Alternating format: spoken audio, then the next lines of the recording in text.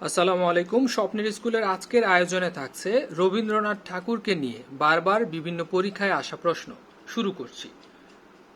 কবিগুরু রবীন্দ্রনাথ ঠাকুর জন্মগ্রহণ করেন 1861 সালের 7ই মে, বাংলায় 25শে বৈশাখ 1268 সালে।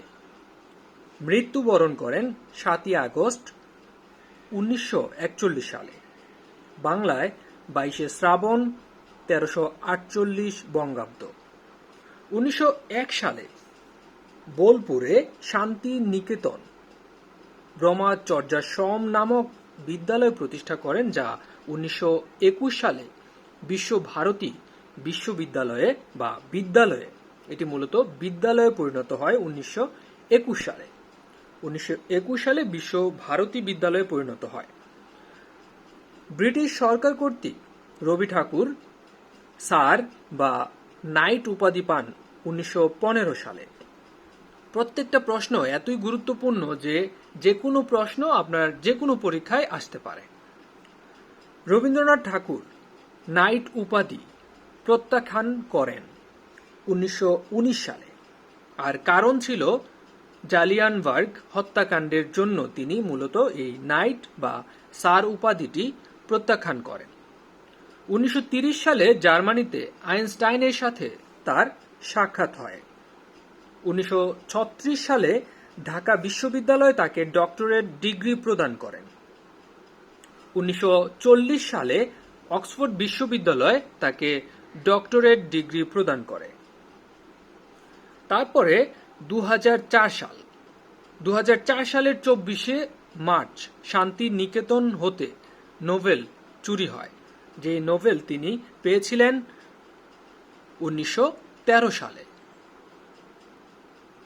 নোবেল চুরি হওয়ার ঘটনাটা হয়তোবা অনেকেই জানেন না, তাহলে এর সালটা হচ্ছে 2004 সালের 24শে মার্চ, আর চুরি হয় শান্তি নিকেতন হতে। চোখের বালি বাংলা সাহিত্যের প্রথম মনস্তাত্ত্বিক উপন্যাস। যদি বলা হয় বাংলা সাহিত্যের প্রথম মনস্তাত্ত্বিক উপন্যাস কোনটি, তাহলে সেটা চোখের বালি। তাছাড়া দেখেন, নৌকাডুবি, দুই বোন, যোগাযোগ, এগুলো হচ্ছে রবি ঠাকুরের সামাজিক উপন্যাস। বৈকুণ্ঠের খাতা, শেষ রক্ষা, চিরকুমার সভা রবীন্দ্রনাথ ঠাকুরের লেখা প্রহসন। বৈকুণ্ঠের খাতা, শেষ রক্ষা, চিরকুমার সভা, এগুলো রবি ঠাকুরের প্রহসন। দেনা পাওনা রবীন্দ্রনাথ ঠাকুর রচিত প্রথম সার্থক ছোট গল্প। রবীন্দ্রনাথ ঠাকুরের প্রথম সার্থক ছোট গল্প হচ্ছে দেনা পাওনা। রবীন্দ্রনাথের লেখা গ্রন্থের নাম হচ্ছে কালান্তর। রবীন্দ্রনাথ ঠাকুর নোবেল পুরস্কার পান 1913 সালে। শেষের কবিতা কি জাতীয় রচনা? এই প্রশ্নটা হয়তোবা বিভিন্ন পরীক্ষায় হাজারো বার এসেছে। শেষের কবিতা মূলত হচ্ছে একটি উপন্যাস। এই প্রশ্নটি বিভিন্নভাবে আসতে পারে, যেমন কি জাতীয় রচনা, শেষের কবিতা কি ধরনের গ্রন্থ, শেষের কবিতা রবীন্দ্রনাথ ঠাকুরের একটি মূলত উপন্যাস। শেষের কবিতা সাহিত্যের কোন শ্রেণীভুক্ত? এটি হচ্ছে উপন্যাস। মরণ রে তুহু মম শ্যাম সমান, এটি কার লেখা? এটি লিখেছেন রবীন্দ্রনাথ ঠাকুর। রবি ঠাকুরের প্রথম প্রকাশিত উপন্যাসের নাম বৈকুণ্ঠের বা বউ ঠাকুরানীর হাট। মূলত এর নাম হচ্ছে বউ ঠাকুরানীর হাট। কোন চরিত্র দুটি রবীন্দ্রনাথের ঘরে বাইরে উপন্যাসের মূলত? এগুলো হচ্ছে বিহারী এবং বিনোদিনী। বিহারী এবং বিনোদিনী, এই দুটি চরিত্র হচ্ছে ঘরে বাইরে উপন্যাসের। পরের প্রশ্নটি দেখেন, রবীন্দ্রনাথ ঠাকুর কত বৎসর বয়সে বনফুল প্রকাশিত হয়? বনফুল একটি কাব্যগ্রন্থ, এটি প্রকাশিত হয় রবীন্দ্রনাথ যখন 15 বছর। আমার সোনার বাংলা আমি তোমায় ভালোবাসি, এটি কে লিখেছেন? বাংলাদেশের জাতীয় সঙ্গীতের লেখক রবীন্দ্রনাথ ঠাকুর। রবীন্দ্রনাথের জন্ম কত খ্রিস্টাব্দে? প্রথম প্রশ্নটাই আমাদের কিন্তু এটা ছিল যে রবীন্দ্রনাথ জন্মগ্রহণ করেছিলেন 7ই মে 1861 সাল, বাংলায় 25শে বৈশাখ 1268। রবীন্দ্রনাথ ঠাকুরের গীতাঞ্জলি এর ইংরেজি অনুবাদ কে করেছেন? অনুবাদ করেছেন ডব্লিউ.বি. ইয়েটস। ডব্লিউ.বি. ইয়েটস রবীন্দ্রনাথের গীতাঞ্জলি এর ইংরেজি অনুবাদ করেন, যার ইংরেজি নাম হচ্ছে সংস অফারিংস। বিশ্বকবি রবীন্দ্রনাথ ঠাকুর নোবেল পুরস্কার পান কোন কাব্যগ্রন্থের জন্য? কাব্যগ্রন্থের নাম গীতাঞ্জলি। দেখেন, এই প্রশ্নগুলো এতবারই এসেছে যে এখানে সালগুলো লেখার মতো জায়গাও তেমন নেই, তাই মনোযোগ দিয়ে পুরো ভিডিওটি দেখুন। তোমার সৃষ্টির পথ রেখেছ আকীর্ণ করি রবীন্দ্রনাথের কোন কাব্যের অন্তর্গত? এটি রবীন্দ্রনাথের শেষ লেখা কাব্যর অন্তর্গত। কবি বিহারীলালকে কে ভোরের পাখি বলেছেন? কবি বিহারীলালকে ভোরের পাখি উপাধি দিয়েছিলেন রবীন্দ্রনাথ ঠাকুর। রতন কবি রবীন্দ্রনাথ ঠাকুরের কোন গল্পের চরিত্র? রতন হচ্ছে পোস্টমাস্টার গল্পের চরিত্র। নিচের কোন গ্রন্থ রবীন্দ্রনাথ ঠাকুর রচিত নয়? দোলনচাঁপা। দোলনচাঁপা মূলত হচ্ছে কাজী নজরুল ইসলামের। অন্যদিকে দেখেন, বলাকা 1916 সালে রচিত রবীন্দ্রনাথ ঠাকুরের গতি চেতনা বিষয়ক কাব্যগ্রন্থ। অনেক সময় প্রশ্ন আসে যে বলাকার মূল বিষয়বস্তু কি ছিল এবং এর মধ্যে এর ভাবটা কি ছিল। এটি মূলত ছিল গতি চেতনা বিষয়ক একটি কাব্যগ্রন্থ। গ্রন্থটি কবি উৎসর্গ করেছিলেন উইলিয়াম পিয়ারসনকে। উইলিয়াম পিয়ারসনকে এই বলাকা কাব্যগ্রন্থটি উৎসর্গ করা হয়েছিল। অন্যদিকে দেখেন সোনার তরী। সোনার তরী 1894 সালে প্রকাশিত রবীন্দ্রনাথ ঠাকুরের কাব্যগ্রন্থ। কাব্যগ্রন্থটি কবি দেবেন্দ্রনাথ সেনকে উৎসর্গ করেন। আরেকটি প্রশ্ন এখানে আছে, মানসী। মানসী হচ্ছে রবীন্দ্রনাথের একটি কাব্যগ্রন্থ। রবীন্দ্রনাথের শেষ কাব্যগ্রন্থ হচ্ছে শেষ লেখা। মনে রাখার জন্য শেষ আর হচ্ছে এখানেও শেষ। শেষ লেখা হচ্ছে রবীন্দ্রনাথের শেষ কাব্যগ্রন্থ। মহাকবি নন কে? যে অপশনগুলো ছিল ওই অপশনের মাঝে রবীন্দ্রনাথের অপশনটাও ছিল, তাহলে রবীন্দ্রনাথ কিন্তু মহাকবি নন। মূলত যারা হচ্ছে মহাকবি বা মহাকবিতা মহাকাব্য লিখেছেন তারাই হচ্ছে মহাকবি। কবি রবি ঠাকুরের স্মৃতি বিজড়িত শিলাইদহ। শিলাইদহ কোন জেলায় অবস্থিত? শিলাইদহ অবস্থিত কুষ্টিয়া জেলায়। এখানে দেখেন কিছু এক্সট্রা ইনফরমেশন আছে, সেগুলো হচ্ছে শিলাইদহ কুঠিবাড়ি রবীন্দ্র স্মৃতি বিজড়িত একটি ঐতিহাসিক এবং পর্যটন স্থান। রবীন্দ্রনাথ ঠাকুরের জমিদারি দেখাশোনার দায়িত্ব নিয়ে প্রথম শিলাইদহে আসেন তিনি 1889 সালে।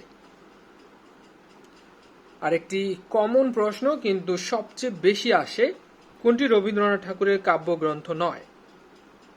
কবিতা। নাম কিন্তু কবিতা, কিন্তু আসলে এটি হচ্ছে উপন্যাস। এটি কাব্যগ্রন্থ নয়, এটি হচ্ছে একটি উপন্যাস।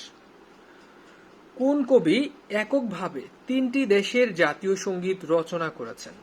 বিশ্বে এমন আর কেউ নেই যে একাই 3টি দেশের জাতীয় সঙ্গীত রচনা করেছেন, আর তিনি রবীন্দ্রনাথ ঠাকুর, যিনি জাতীয় সঙ্গীত রচনা করেছেন বাংলাদেশ, ভারত এবং শ্রীলঙ্কার। কোনটি রবীন্দ্রনাথের রচনা? চতুরঙ্গ। এটি রবি ঠাকুরের একটি রচনা। আমাদের জাতীয় সঙ্গীত আমার সোনার বাংলা, আমি তোমায় ভালোবাসি। এই গানের সুর রবীন্দ্রনাথ কোন ধরনের গানের সুর থেকে নিয়েছেন? মূলত এই সুর নিয়েছেন বাউল গানের সুর থেকে। এর ইতিহাসটি যদি কেউ পড়তে চান তাহলে ভিডিওটি পজ করে একটু পড়ে নিতে পারেন। শেষের কবিতা যদি উপন্যাস হয় তাহলে শেষ লেখা কি? শেষ লেখা রবীন্দ্রনাথের একটি কাব্য। মৃন্ময়ী রবীন্দ্রনাথ ঠাকুরের কোন ছোট গল্পের নায়িকা? মৃন্ময়ী ছিল সমাপ্তি ছোট গল্পের নায়িকা। কোনটি রবি ঠাকুরের লেখা? রবি ঠাকুরের লেখা সেজুতি। ঠাই নাই ঠাই নাই ছোট সে তরি, আমারই সোনার ধানে গিয়েছে বড়ি, এটি কোন কবির কোন কবিতার অংশ? এটি কবি রবি ঠাকুরের সোনার তরী কাব্যগ্রন্থ থেকে নেয়া।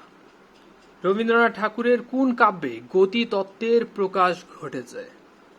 গতিতত্ত্ব নিয়ে লিখেছেন বলাকা। বাংলায় টি.এস. এলিয়টের কবিতার প্রথম অনুবাদক ছিলেন রবীন্দ্রনাথ ঠাকুর। হিং টিং ছট কবিতাটি রবীন্দ্রনাথ ঠাকুরের কোন কাব্যগ্রন্থ হতে নেওয়া হয়েছে? হিং টিং ছট মূলত সোনার তরী কাব্যগ্রন্থ থেকে নেয়া। বানুসিংহ ঠাকুরের পদাবলী এর ভাষা মূলত কোন ভাষা ছিল? এটি ছিল ব্রজবুলি ভাষায় রচিত। এটি নিয়ে খুব ইম্পর্টেন্ট কিছু ইনফরমেশন এখানে আছে, একটু মনোযোগ দিয়ে শুনুন। রবীন্দ্রনাথ ঠাকুর ব্রজবুলি ভাষায় বানুসিংহ ঠাকুরের পদাবলী এটি রচনা করেছেন। কোনটি রচনা করেছেন? বানুসিংহ ঠাকুরের পদাবলী। ব্রজবুলি মূলত এক প্রকার কৃত্রিম সাহিত্যিক ভাষা। বাংলা ও মৈথিলি ভাষার মিশ্রণে এই ভাষা তৈরি হলেও এতে বেশ কিছু হিন্দি শব্দ আছে। মৈথিলি কবি বিদ্যাপতির পদের ভাব এবং ভাষার অনুসরণে বাংলা, উড়িষ্যা এবং আসামে পঞ্চদশ শতাব্দীর শেষ ভাগে ব্রজবুলি ভাষার সৃষ্টি হয়। সাহিত্যকর্ম ব্যতীত এ ভাষার আসলে কোনো ব্যবহার নেই। কোন গল্পটিতে মুসলমান চরিত্র আছে? কাবুলিওয়ালায় মুসলমান চরিত্র আছে। সোনার তরী কাব্যগ্রন্থটির রচয়িতা রবীন্দ্রনাথ ঠাকুর। বাংলা সাহিত্যে বিশ্বকবি হিসেবে পরিচিত রবি ঠাকুর। বাংলা সাহিত্যে বিশ্বকবি হিসেবে পরিচিত রবি ঠাকুর ব্রহ্মবান্ধব উপাধ্যায় থেকে বিশ্বকবি উপাধি পায় রবীন্দ্রনাথ ঠাকুর এবং তিনি ভানুসিংহ ছদ্মনামে অনেক লেখা প্রকাশ করেছেন। তাহলে আমরা একটি ইম্পর্টেন্ট ইনফরমেশন শিখলাম, সেটি হচ্ছে বিশ্বকবি উপাধি পায় মূলত তিনি ব্রহ্মবান্ধব উপাধ্যায় থেকে। শেষ লেখা মূলত কোন ধরনের রচনা? শেষ লেখা হচ্ছে কাব্য গ্রন্থ। শেষের পরিচয় এবং শেষ প্রশ্ন অন্য দুইটি যে রচনা, সেটি শরৎচন্দ্র চট্টোপাধ্যায়ের উপন্যাস। এগুলো নিয়ে হয়তোবা অনেকেই কনফিউজড হতে পারেন, একটু মনে রাখবেন। শেষ লেখা হচ্ছে রবীন্দ্রনাথের কাব্যগ্রন্থ, আর অন্যদিকে শেষ প্রশ্ন, শেষের পরিচয় এগুলো হচ্ছে শরৎচন্দ্র চট্টোপাধ্যায়ের উপন্যাস।